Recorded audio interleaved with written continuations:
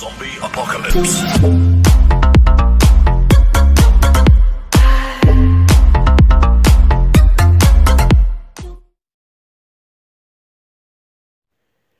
Pozdrav drugari, evo kao što vidite, naš dragi Fes napravio je videoklip, otišao je na atletsku stazu i snimao je bocu, kako on kaže, sa 120 metara. Evo ja sam ovdje napravio neke fotografije, izvukao sam iz njegovog videoklipa i kao što vidite, boca je imala žutu boju dolje pri dnu i sa 3 cm otprilike visine kamere, koliko je visoka kamera na telefonu, on je sa 120 metara snimao ovu bocu i kao što vidimo u ovoj gornjoj slici ne vidi se ova žuta boja. Sada da pređemo na sljedeću fotografiju koja je još interesantnija. Dok je Fes snimao bocu, u desnom dijelu ekrana, ja sam ovu sliku zoomirao, nalazila se djevojka koja je ležala na atletskoj stazi. Sada pogledajte ovu njenu patiku, vidite pola pete nema. Niti ima žute boje na Fesovoj boci, niti ima pola pete od ove djevojke. Sada ono što je bitno kada se prave ove fotografije, 1 centimetar pravi ogromnu razliku u perspektivi pogleda. Dakle, da je Fes spustio kameru 1 centimetar dolje ispod, samo 1 centimetar ili 2 centimetra, da je telefonska kamera bila samo na 1 centimetar od atletske staze, bez obzira što je ona ravna, sva ova patika potonula bi ispod linije vidljivosti. Dakle, drugari, ovo bi bio debunk našeg dragog Fesa. Zapravo, kao što vidite, on je debunkovao samog sebe.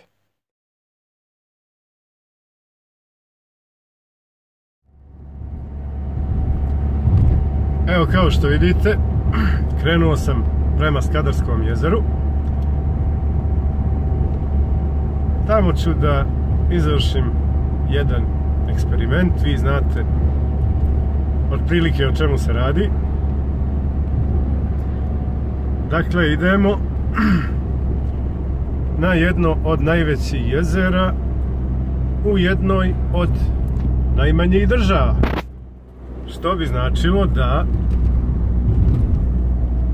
obzirom da je veliko jezero u maloj državi, to bi moglo da znači da isto u ovoj maloj državi žive i veliki ljudi. To je teorija globusara, jer ako su sve planete okrugle, a nisu, onda bi moralo da bude i Zemlja okrugla. Pa eto, ja onda kažem, obzirom da je veliko jezero u maloj državi Crnoj Gori, onda bi trebalo da u Crnoj Gori žive veliki ljudi, mislim, umno veliki ljudi.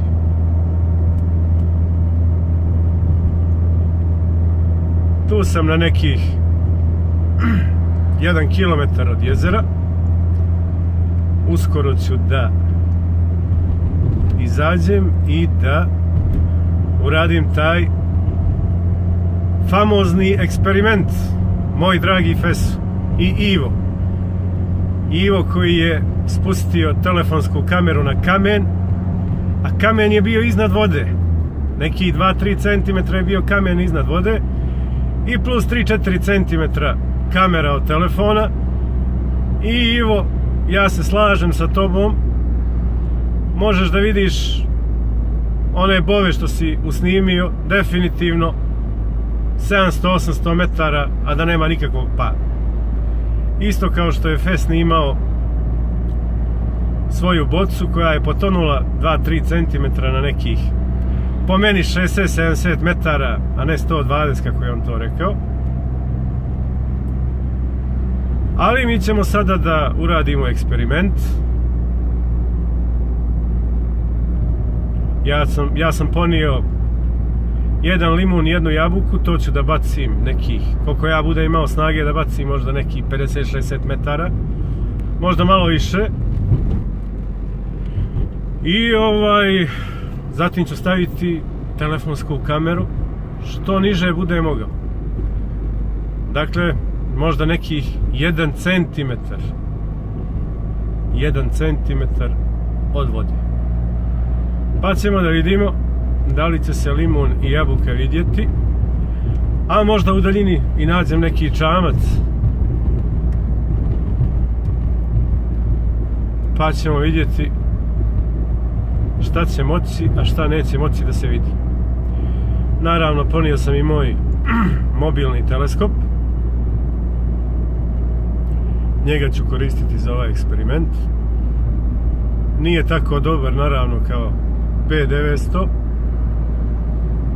ali mislim da će poslužiti što se tiče ovoga eksperimenta. I drugari, evo stigao sam na jezero. Vidite, ovo je jedno prelijepo mjesto. Evo ovako, malo ću vam ga usnimiti.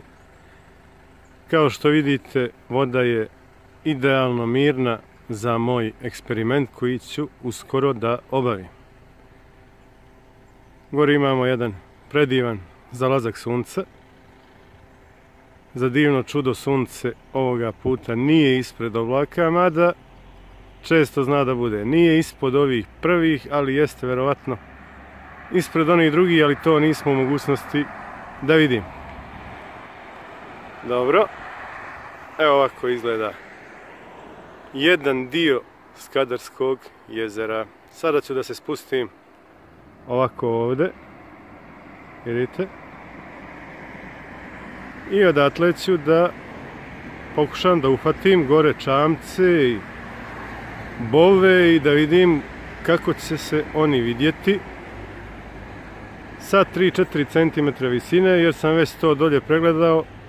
Nisam u mogućnosti da mogu spustiti teleskop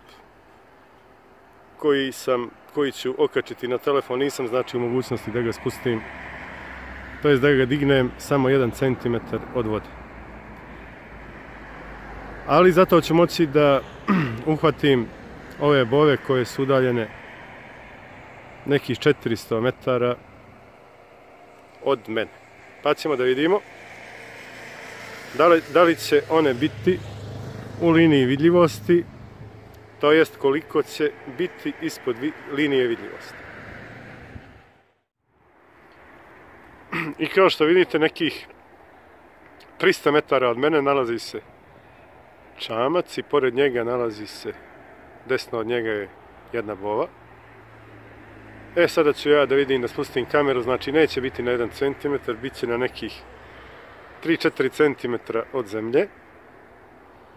Pa ćemo da vidimo da li će se ovaj čamac, evo zoomirat ću malo, vidite, i ova bova, da li će se oni vidjeti ovako kao što se sad vidi. Sada ovdje imamo snimak čamca sa 4 cm visine. Ja ću sada da izvučem screenshot sa jednog i sa drugog snimka, pa da ih uporedim.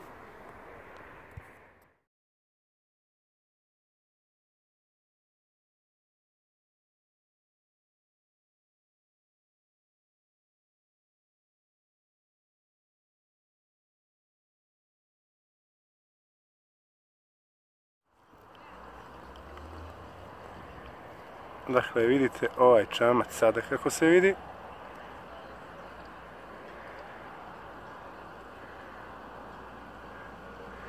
A sada ste da vidite opet.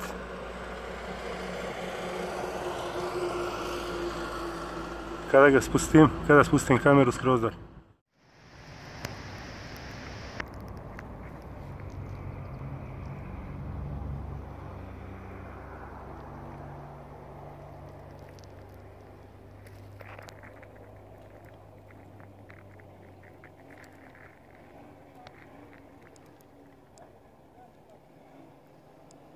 Vidite kako se sad vidi ovaj čamac. Znači kamera je na 3 cm, 4 cm od vode. Sada ću da uzdignem kameru. Opet.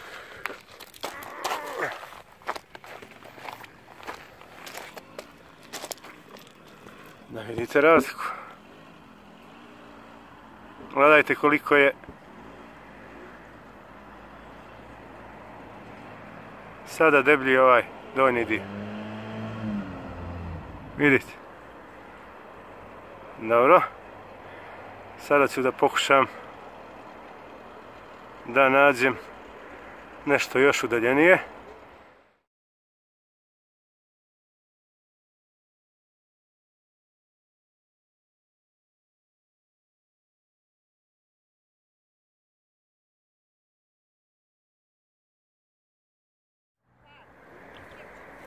Sada, izvinjavam se što mi nije kamera smirena.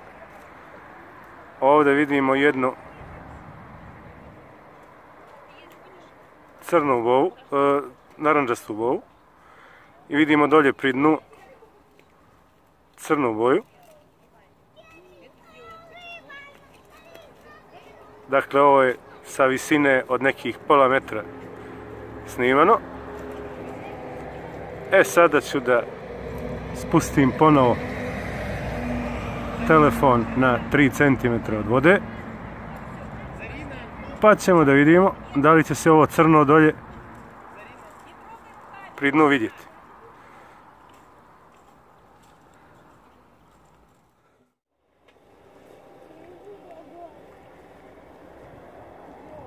Evo vidite.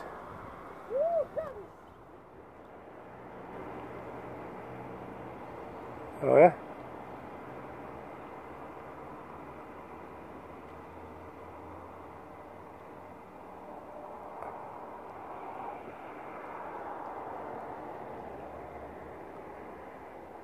Evo vidite, ovo crno dolje se ne vidi, dok sa pola metra se vidi jasno. Evo vidite. Dakle, ovo je sa 3 cm, 4 cm od vode. Nisam u mogućnosti da spustim telefon na 1 cm od vode.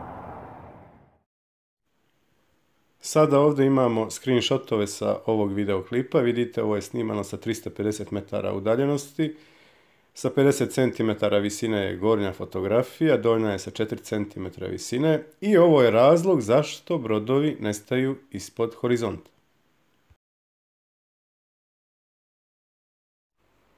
Sada da sve ovo provjerimo na kalkulatoru zakrivljenja zemlje.